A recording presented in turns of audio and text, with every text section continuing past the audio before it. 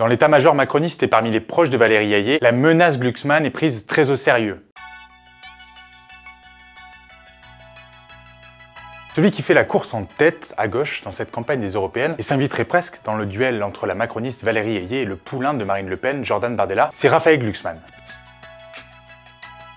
Un dernier sondage révélé ce mercredi 3 avril par Harris Interactive le place même à 13%, à seulement 4 petites longueurs de la candidate de la majorité présidentielle. Alors, la Glucksmania n'est-elle qu'un effet d'emballement médiatique qui aurait vocation à retomber, comme en 2019 cela avait été le cas pour la liste LR de François-Xavier Bellamy, d'abord annoncée à 13-14% à cette période, avant de retomber tout simplement à un score de 8%, ou y a-t-il des raisons de croire en ses chances pour Raphaël Glucksmann d'ici au scrutin du 9 juin? Au moins 3 raisons permettent de croire à la solidité de la dynamique de Raphaël Glucksmann. D'abord, depuis son élection en tant qu'eurodéputé en 2019, Raphaël Glucksmann s'est fait connaître dans la défense de certaines minorités opprimées et la défense des droits humains. On pense bien évidemment à sa médiatisation de la cause des Ouïghours. Fort de sa notoriété sur les réseaux sociaux, le candidat Glucksmann auquel nous avons affaire en 2024 n'est plus tout à fait le même que celui auquel nous avions affaire en 2019, ce philosophe débarqué finalement dans la politique qui cherchait encore sa ligne. Désormais, Raphaël Glucksmann se présente dans les meetings et lors des débats avec des formules qui visent à marquer les esprits. On pense par exemple lors du premier débat sur Public Sénat à la manière qu'il a eu de prendre à partie le représentant du Rassemblement national Thierry Mariani en le taxant de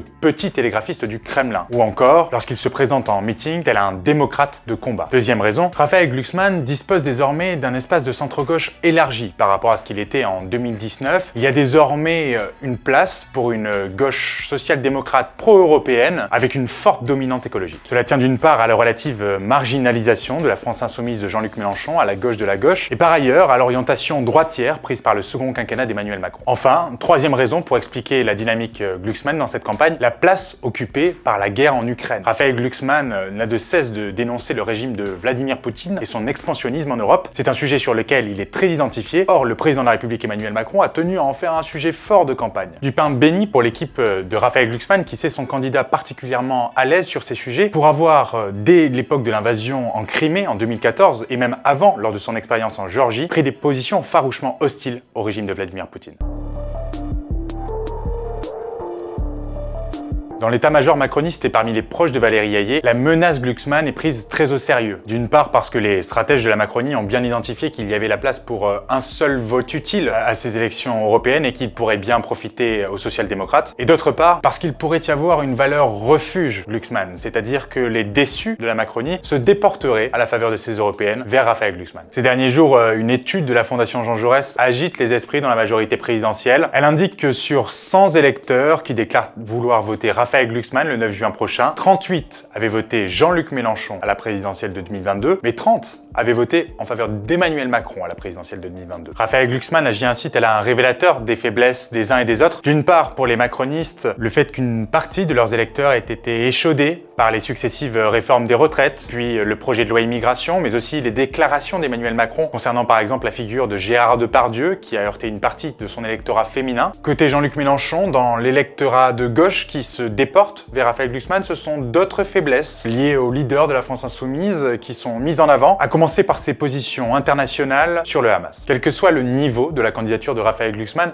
et même en misant sur un hypothétique croisement des courbes avec la liste de Valérie Hayé, aujourd'hui entre 17 et 18%, la principale menace reste celle de Jordan Bardella et de la liste du Rassemblement national, aujourd'hui intouchable à plus de 30% dans les sondages. Le constat est là pour la gauche, implacable, il n'y aura pas en 2027 de place pour deux candidatures rivales à gauche entre Jean-Luc Mélenchon et une potentielle alternative. Après avoir passé des semaines à s'invectiver dans le cadre de cette campagne des européennes, les représentants des divers partis de gauche et écologistes seront donc condamnés à s'entendre s'ils ne veulent pas ouvrir la voie à l'extrême droite en 2027.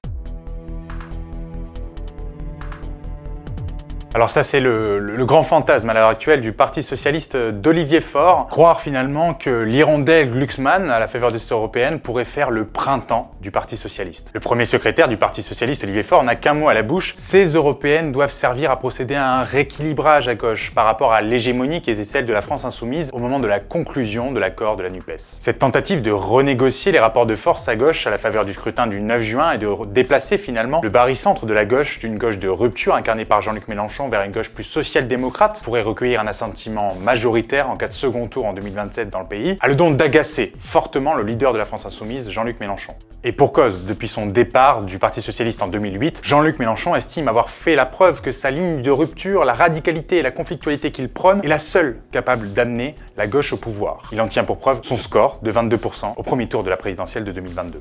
En attendant, le Parti Socialiste retrouve un peu de fierté à la faveur de cette campagne des européennes, après avoir essuyé une véritable débâcle lors de la présidentielle avec la candidature d'Anne Hidalgo, qui on s'en souvient, avait abouti à un score de 1,75%. Pas plus tard que ce mardi 2 avril, Raphaël Glucksmann a été accueilli en véritable sauveur par les députés et sénateurs socialistes qui voient en lui la promesse d'un renouveau social-démocrate d'ici à 2027. Mais gare à l'effet d'emballement dans les rangs socialistes. Toutes les critiques adressées par la France Insoumise ne sont pas dénuées de fondement. D'abord parce que c'est un électorat très spécifique qui se déplace à ces européennes, que la participation à ce scrutin est encore une grande inconnue et que les classes populaires, bien souvent acquises aux thèses de Jean-Luc Mélenchon et de la France Insoumise, s'y déplacent peu. Parce que le phénomène qui se joue autour de Raphaël Glucksmann est bien souvent perçu comme le symptôme d'une France qui va bien, qui est profondément convaincue des vertus de la construction européenne, les héritiers de Jacques Delors en somme, qui n'auraient pas pâti des élargissements successifs de l'Union européenne. À cet égard, Raphaël Glucksmann est parfaitement conscient de la caricature qui est faite de lui en intellectuel parisien, ambassadeur d'une gauche bobo, déconnecté des préoccupations des Français. Il travaille d'ailleurs à corriger cette image en entamant une tournée en France fondée sur la question de l'industrie.